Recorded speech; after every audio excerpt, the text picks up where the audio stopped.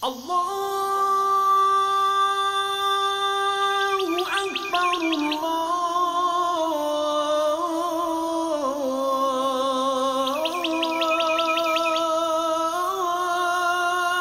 Allahu Akbar. Innal hamdalillahi nahmaduhu wa nasta'inuhu wa nastaghfiruhu wa nastahdihi wa na'udzu billahi min shururi anfusina wa min sayyiati a'malina. Man yahdihillahu fala mudilla lahu wa man yudlil fala hadiya lahu. Wa ashhadu an la ilaha illallah wahdahu la sharika lahu. Lahul mulk wa lahul hamd yuhyi wa yumit wa huwa hayyun la yamut biyadihil khair وهو على كل شيء قدير وأصلي وأسلم على ختم المرسلين نبينا وحبيبنا وسيدنا محمد وعلى آله وأصحابه أجمعين أما بعد bütün ғаламларны yoqtan бар qılıb bizni niğmetlendirib, rizıqlandırıb turuşu birden bir Rabbimiz, birden bir ilahimiz bolğan Allahu subhanahu wa ta'alaga aytgan hamd sana maqtovlarimiz bolsun. So'nggi Peygamberimiz Muhammed Mustafa sallallahu aleyhi ve sellem'ge aytgan salavat salamlarimiz erişip tursun. Rabbimiz bizning Alloh Teala ham so'nggi Peygamberimiz Muhammed Amin sallallahu aleyhi ve sellem deyip shahadatlarimizni aytib yasharga Allah Rabbul Izz bizga har birimizga nasib ham muyassar qilsin. Alhamdulillah biz Rabbimiz Alloh Teala'ga shukrona qilamiz. Rabbimiz Alloh Teala'ning bizga yozganlarini o'targa tirishamiz. Tıyğanlarından tıyılırga tırışabız. Ham şuşlay itip biz har birimiz әзерләнәбез bir күнгә. Ул да булса кыямәт көненә. Шуңа күрә иншаллах Раббыбыз Аллаһы Тәгалә һәр беребезгә дөрес итеп яшәп, аның әмерләрен үтәп, тыйганнарыннан тыйлып яшәргә Раббыбыз Аллаһ Тәгалә мияссар кылсын. Безгә җиңел әйтсен. Бу чыннан да бик җиңел юл түгел. Бу чыннан да авыррак адәм баласына. Чөнки бар төрле сәбәпләр кайсылары безне адаштыралар. Бусын ул шайтан, мәлъун, ләгънәтуллаһи алейх, кайсысы безне адаштырырга тырыша. Коръәни Кәрим ул безгә ул да булса безнең инструкция булып тора. Һәр бер әйбернең бар инструкциясы, әгәр дә без сезнең белән карасак. Булсымы ул машина, булсымы ул холодильник, машинага язылган 92ле бензинны гына салырга анда. Кешенеке дә шулай ук бар инструкциясы, ул да булса Коръәни Кәрим. Коръәни Кәримгә караганда анда языла безгә хәтле булган икән халыклар, безгә хәтле булган кавымнар, кайсылары бүгенге көндә нишләптер юклар, алар каядыр булганнар, алар юкка чыкканнар. Һәм Коръәни Кәримдә алар турында языла. Беренчедән әлбәттә әйтергә кирәк, Нух алейхиссаламның халкы турында. Төп төгәл аерым хәтта бер сүрә дә бар. Ул Нух сүрәсе дип атала. Аның башында ук, иң беренче аятта ук әйтелә: "Аузу биллаһи минәш-шәйтанир раҗим. Инна арсална Нухан ила қаумихи ан анзир қаумака мин қабли ан яътияһум азабун алим" дип әйтелә. Дөреслекдә без җибәрдек Нухны үзенең халкына расул булып, пәйгамбәр булып, ул үзенең халкын, ул да булса кисәтсен өчен улуг газап киләсе турында. Нух алейхиссаламның халкы адашкан була, путларга табына торган булалар, һәм Аллаһы Тәгалә турында оныткан булалар. Нух алейхиссалам килеп, һәр берсенә әйтә торган булган, хәтта шушы сүрәдә әйтелә, ул әйткән: "Инни даъауту қауми лейла ва нахара". Мин ди үземнең халкымны көне төне чакырдым ди. Аллаһы Тәгалә турында көне төне сөйләдем дип әйтә Нух алейхиссалам. Кайбер вакытта без үзебезнең, ул да булса хәләл җифетебезне, иребезне, хатыныбызны, балабызны, оныгыбызны, әтинедер, әнинедер, абыйнедер, сеңелнедер, шул ук вакытта дингә кертергә телибез. Намазга бастырырга уйлыйбыз. Нух алейхиссалам пәйгамбәр булып, "Инни даъауту қауми лейла ва нахара", көне төне чакырам ди. Бер файда да юк дип әйтә Нух алейхиссалам. Һәм ул әйтә, газап киләчәк Аллаһы Тәгаләдән дип. Әйтте, кисәтте, аңарга ышанмадылар, көлделәр. Аннарысын ул зур корабль төзи торган булды, ул да булса агачтан. Шушыны төзегәндә дә аңардан көлделәр. Нух алейхиссалам әйтте, ул да булса, сез хәзер көләсез, аннарысын кайгырырсыз дип. Нух алейхиссалам шул сүзләрне җиткерде. Нух алейхиссаламның сүзе хак булды. Һәм ул кавымны, ул да булса шул җирне су басты. Су басты. Былай караганда галимнәр әйтәләр, кемдер әйтә, шул җирне генә су басты дип, кайберселәр әйтәләр, бөтенләй җир шарын су басты дип әйтәләр. Шуңа күрә инде шушы корабльне төзеп, Нух алейхиссалам һәрбер кешене чакырды. Анда су күктән дә, су астан да чыкты, җир асларыннан да, күк өстән дә агып торды яңгырлар, һәм шушлай итеп су басты. Нух алейхиссалам хайваннарны җыеп парлы-парлы, һәм кайбер кешеләрне җыеп, ул да булса шушы корабльгә кереп, ул котылды, карагыз әле. Ул котылды. Шулай ук әйтергә кирәк, Лут алейхиссаламны да Коръәни Кәримдә ул да искә алына. Һәм карагыз, менә шушы Пәйгамбәрләр, алар искә алына Коръәни Кәримдә генә түгел, Инҗилдә дә, Тәуратта да искә алыналар. Һәм шушлай менә Лут алейхиссаламның халкы гөнаһка баткан була. Олуг гөнаһка баткан булалар. Лут алейхиссаламның халкы шундый кабахат гөнаһка баткан булалар. Һәм ул да булса Лут алейхиссалам да чакыра торган була. Булай эшләмәгез диеп, хәерле тормышлар нитеп чакырып аларны. Әмма ләкин Лут алейхиссаламның сүзен кабул итмәделәр. Һәм аңа килә фәрештәләр, һәм ул да булса әйтәләр, иртәгә синең халкың, ул да булса хәлак була. Лут, иртәгә син, ул да булса каш, кит моннан шушы җирлектән диеп, аңа хәбәр килә. Һәм Лут алейхиссалам китә шушы җирлектән үзенең кавымыннан, һәм Аллаһу субханаху ва тааля шушы кавымны, ул да булса шушы торган җирлектә астын үскә әйләндереп куя. Һәм алар җәмәгать юкка чыгалар. Аларга ага, ул да булса кайнар булган, теге вулкан кебек ни чыга, һәм алар ул халык барысы да хәлак була. Шуңа күрә инде менә бу ни сәбәпле? Нәрсәдән соң менә шушлай була? Нигә ул халыклар юкка чыга? Булсын ул анда теге майя халкы, икенче халыклар, алар әз генә алга киткәндә кебек булганнар, әмма ләкин инде алар юкка чыктылар. Нигә дигәндә, иң беренчесе шушы кыйссалардан, ул да булса менә шушы әйтелгән сүзләрдән Коръәни Кәримнән, ул да булса гынаһ сәбәпле. Димәк бит гынаһ сәбәпле. Алар Аллаһы Тәгаләгә гыйбадәт кылмаганнар. Алар бит Аллаһы Тәгаләне әмерләрен үтәмәгәннәр, тыйганнарыннан тыелмаганнар. Икенче әләнидек кемдер пытларга шөкранә кылганнар, пытларга табынганнар, гынаһка баткан булалар. Һәм монда бит бер сорау туа. Безнең дә эшләребездә, безнең дә гаиләләребездә, тормышларыбызда авырлыклар шуңа килмиме икән? Гынаһлар сәбәпле. Бәлки гынаһ сәбәпледер. Без дә бит сезнең белән гынаһка баттык. Безнең дә бит бар гынаһлар, хәтта менә ишетергә туры килде күптән түгел генә. Әйтәләр ни дип? Кем генә алай эшләми инде хәзер диеп. Ничек инде ул алай итеп яшәргә? Кеше эшләсә ул гынаһны димәк эшләргә ярыймыни? Һәрбер кеше үзе өчен җавап кайтарачак. Аннарысын, менә шуның өчен булырга мөмкин тормышларыбызда авырлыклар, ширләр, бәлки син шуңа күрә ширлисеңдер, бәлки синең шуңа күрә балаң юктыр, бәлки син шуңа күрә шушы авыр тормыш алып барасыңдыр. Юнус алейхиссаламга карасак, ул була пәйгамбәр, һәм ташлап китә, туйдым дип, арыдым дип ташлап китә, һәм ул көймәдә барганда, шулай итеп, эләгеп, көймәсе әйләнеп, ул да булса зур балыкның китның эченә эләгә, исән килеш, китның эченә эләгә. Һәм инде караңгылыкта ул нәрсә эшли? Ул дуга кыла. Аллаһы Тәгаләдән гафу сорый. Ла илаһа илля анта субханак инни кунту минал залимин. Синнән башка гыйбадәткә лаеклы һичбер инде зат юк. Син пак, мин зулымлык кылучылардан булдым, эй Раббым дип дуга кыла.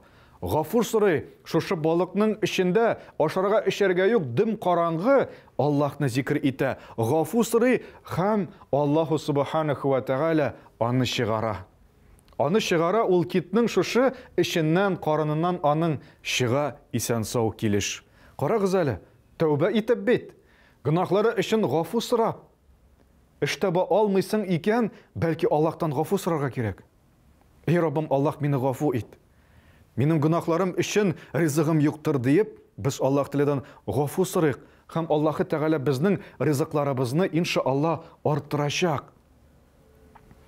Идеальный булып булмас. Пәйгамбәребез Мухаммад саллаллаху алейхи ва саллям үзенең бер хадис шәрифендә әйтә: "Куллу бну адама хатта ва хайрул хаттаин ат-таввабун" ди. Һәрбер адам баласы ялгышучан. Әмма ләкин иң хәерле ялгышучысы шулдыр ди, кемдә кем Аллаһы Тәгаләдән гафу сорый ди.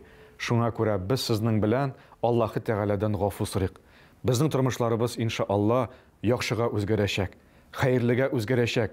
Бит шушы кыссалар Нух алейхиссалам турында, Лут алейхиссалам турында Коръәни Кәримдә булай гына түгел бит ул. Без гыйбрәтләнсен өчен. Пәйгамбәребез Мухаммад саллаллаху алейхи ва саллям әйтте: "Һәрбер кеше гынахалы, иң хәерле гынахалысы, хаталысы ул шулдыр" диде. Кем тәүбә итә, кем гафу сорый. Шуңа күрә без дә сезнең белән Аллаһы Тәгаләдән гафу сорыйк. Гынахларыбыз һәм хаталарыбыз өчен. Безгә инде әлбәттә иң беренче үрнәк ул Пәйгамбәребез Мухаммад саллаллаху алейхи ва саллям. Һәм карык әле безнең яхшы булган үрнәгебезгә. Пәйгамбәребез Мухаммад саллаллаху алейхи ва саллям Аллаһы Тәгаләнең илчесе. Һәм хадисләр китерелә, анда әйтелә: "Мин Аллаһы Тәгалә белән ант итәм, көненә ди 100 мәртәбә һәм аңардан да артык мин Аллаһы Тәгаләдән гафу сорыйм" дип әйтә Пәйгамбәребез саллаллаху алейхи ва саллям. Карагыз әле, безгә нинди зур үрнәк. Әйе, ул бит әле пәйгамбәр булып, Аллаһы Тәгаләнең илчесе булып, ул 100-100дән артык Аллаһы Тәгаләдән гафу сорый торган булган. Шуңа күрә җәмәгать, без дә сезнең белән Раббыбыз Аллаһы Тәгаләдән гафу сорыйк. Без истигъфар кылыйк Раббыбызга, Аллаһы Тәгаләгә. Һәм иншаалла безгә дә Аллаһ Тәгалә хәерле, бәрәкәтле тормышлар насыйп итәчәк. Тормышларыбыз үзгәрәчәк, яхшы якка, укуыңда да әйбәт булачак, институтта да, эшеңдә дә, гаиләңдә дә, балаларың белән дә, күршеләрең белән дә иншаалла яхшы һәм барысы да хәерле һәм бәрәкәтле булачак. Кеше Аллаһы Тәгаләдән гафу сорап, ул чистарына, аңа килә күңеленә рәхәтлек. Чөнки беренчедән ул үзен тәкәбберләнеп йөрми, ул Аллаһы Тәгаләдән чын күңелдән гафу сорый. "Я Раббым Аллаһ, мине гафу ит" дип. Шуңа күрә инде иншалла без дә сезнең белән Аллаһ Тәгаләдән гафу сорарга тырышыйк. Көннәрдән бер көнне, бу була илгәре вакытларда, анда бер җирлектә корылык була. Малларны ашатырга үләннәр үсми, яңгыр яумый. Һәм менә шулай була бит теге. Башта әйбәт бара-бара да анарысын шол китереп бара. Һәм менә буларның шол китереп бәргән. Яңгыр юк, малларга ашатырга әйбер юк, маллар үләләр. Хатын-кызлар балага узмыйлар. Бу бит инде лекеге вакытта балага узмый торган булалар. Һәм менә шушылай итеп ниндидер бер экономик алга китми, теге ниндидер үлеш инде менә начар вакыт. Һәм шунда әйтәләр, инде белмиләр нәрсә эшләргә. Монда агрономнар да ярдәм итә алмыйлар, берсе дә ярдәм итә алмыйлар. Һәм әйтәләр, барды олуг бер галим, шунда яши ул, менә җыйнаулашып берничә кеше аның янына барык әле дип әйтәләр. Дини галимгә баралар. Шушы дөньяви әйберләрне сорар өчен. Ул галимнең исеме ишеткәнегездә бардыр, вәгазьләрдән, я хутбәләрдән, хадисләрдән ишеткәнегез бардыр.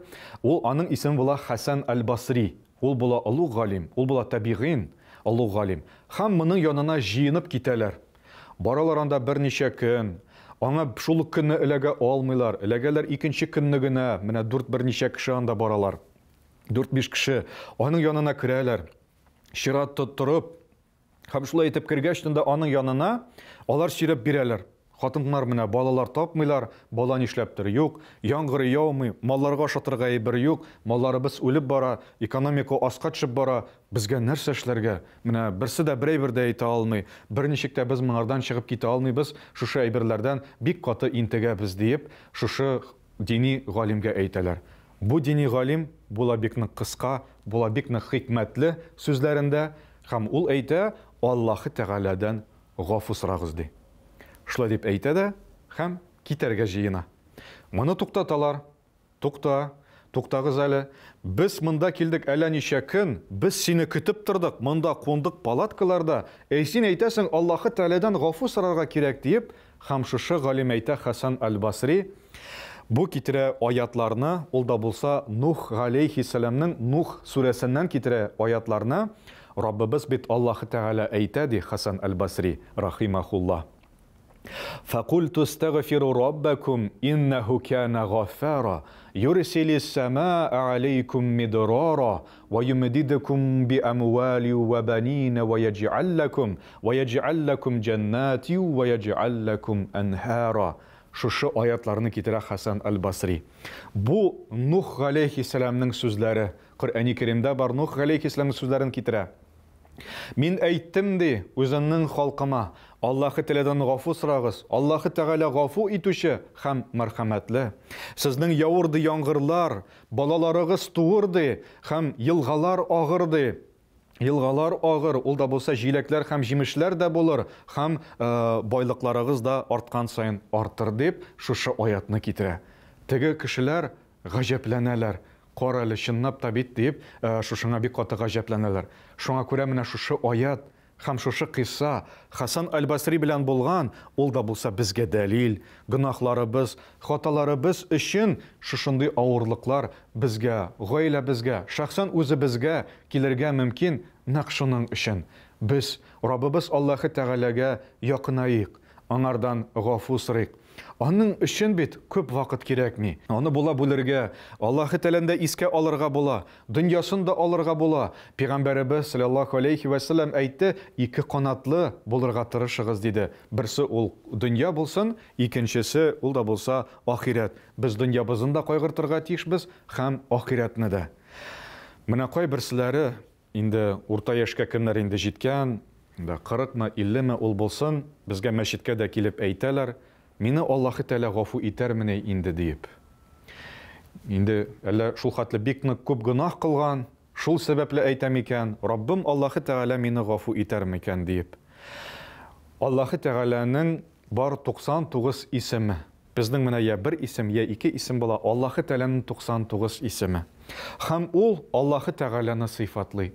Аллаһы Тәгаләнең 99 исеме арасында бар шундый исеме, ул да булса гафу итүче.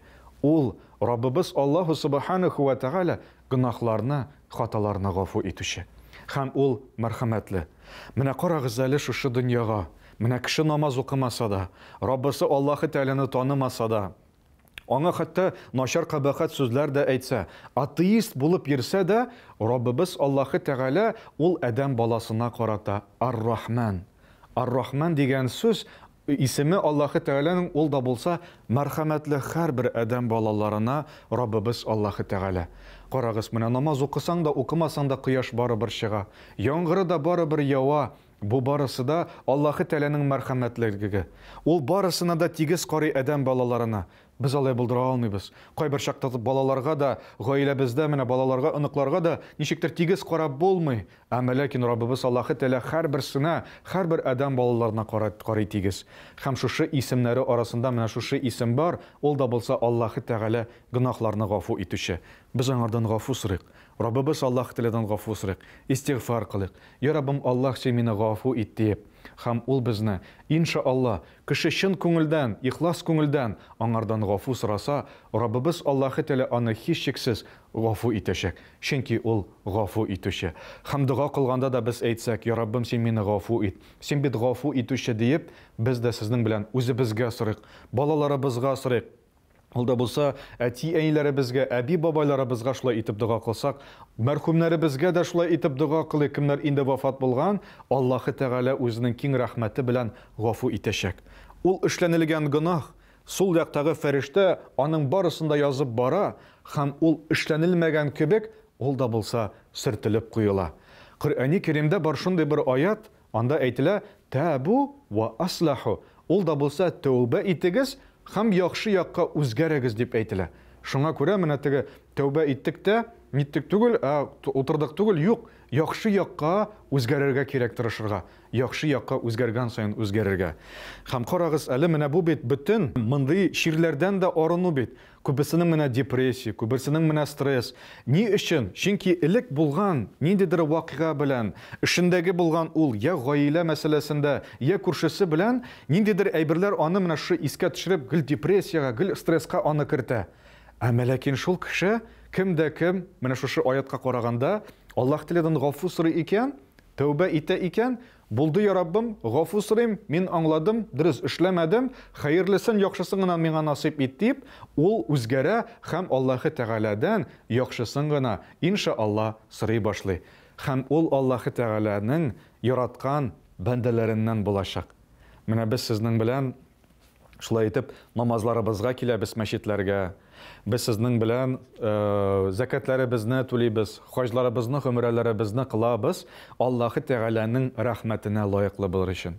Бар шундый бер хадис, ул менә күңелгә рәхәт булып китә, ул аны искә алгачтында Пәйгамбәребез саллаллаһу алейхи ва саллям әйтте, сахих хадис бу, әгәр дә Аллаһы Тәгалә берәр адәм баласын яратса, Аллаһы Тәгалә фәрештәләргә әйтә икән. Җибраил алейхиссаламга әйтә башта, мин шушындый кешене яратам, син дә аны ярат дип. Җибраил алейхиссалам, ул шул ук Җибраил алейхиссалам кыямәт көненә хәтле үк, һәм ул әйтә күк һәм җир фәрештәләренә, дөрестлектә Аллаһы Тәгалә шундый кешене ярата, сез дә аны яратыгыз дип. Һәм күктә, җирдә фәрештәләре ул кешене ярата башлыйлар. Карагыз әле. Чөнки аны, ул адәм баласын Аллаһы Тәгалә ярата. Без дә сезнең белән шуңа ашкыныйк. Менә Аллаһ Тәгаләнең әмерләрен үтәп, аның тыйганнарыннан тыелыйк, һәм тәүбә итик, гөнаһларыбыз, хаталарыбыз өчен истигъфар кылыйк. Безнең бит һәрберебезнең менә бар ихтияр сыйфатыбыз. Коръәндә бит әйтелә: "Ва хадайнахун наҗдәйн." Без күрсәттек ди кешегә ике юлны. Берсе менә шундый гөнаһлы юл, гөнаһка баткан юл, икенчесе хәерле, яхшы, изге юл. Менә кешенең бар шушы дөньяда сайлавы, ихтияры, ул да булса кайсысын адәм баласы сайлый. Без сезнең белән хәерлесен, яхшысын сайлыйк. Әлбәттә ул авырдыр да, әлбәттә бик җиңел түгелдер дә, әмма ләкин әкрен адәм баласы моны эшләргә тырышырга тиеш. Тиз әлбәттә булмас, әмма ләкин әкрен генә һәм адәм баласы үзгәрәчәк. Әмма ләкин шул кеше, кем гөнаһка бата икән, кем Аллаһы Тәгаләгә карата начар сүзләр әйтә икән, яисә ышанмыйча йөри икән, моңа карата шушы хадиснең дәвамында әйтелә, Аллаһы Тәгалә берәр адәм баласын яратмаса,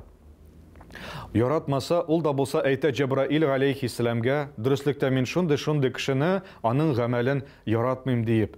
Һәм шул вакытта Җибраил алейхиссалам күктәге дә җирдәге дә фәрештәләргә әйтә, Аллаһы Тәгалә шундый кешеләрне, шундый кешене яратмый, аның шушы кылган гамәлләрен дип әйтә, һәм Аллаһы Тәгалә аңа карата ачулы дип шушы сүзләрне җиткерә. Һәм күктәге дә, җирдәге дә фәрештәләр ул кешегә карата булалар ачулы. Менә шуңардан соң инде ул адәм баласының кара юл барлыкка килә. Без сезнең белән теге черная полоса дип әйтәбез бит. Кара юл барлыкка килә. Шуңа күрә менә Раббыбыз Аллаһу субханаху ва тәгалә безне шушы кара юллардан сакласын һәм һәрберебезгә хәерле, бәрәкәтле тормышларны алып барырга насыйп әйләсен. Пәйгамбәребез саллаллаһу алейһи ва сәлләмнең шушы хадисе белән тагын искә төшереп тәмамлыйсым килә. Пәйгамбәребез әйткән бит, һәрбер адәм баласы ялгышучан. Ин хәерле ялгышучысы ул шулдыр, кем Аллаһы Тәгаләдән гафу сорый, кем аңа истигъфар итә. Шуңа күрә гөнаһсыз яшәп булмас. Без шулай итеп бар кылынган. Әмма ләкин гафу сорый һәм үзгәргән сайын һәр көнне яхшыга сезнең белән үзгәрик. Һәм Аллаһы Тәгалә безнең тормышларыбызга бәрәкәт бирәчәк. Безнең тормышыбыз яхшы якка үзгәрәчәк. Шуңа күрә иншаалла без аны эшләмәсәк, үзебезгә карата безгә аны берсе дә эшләмәячәк.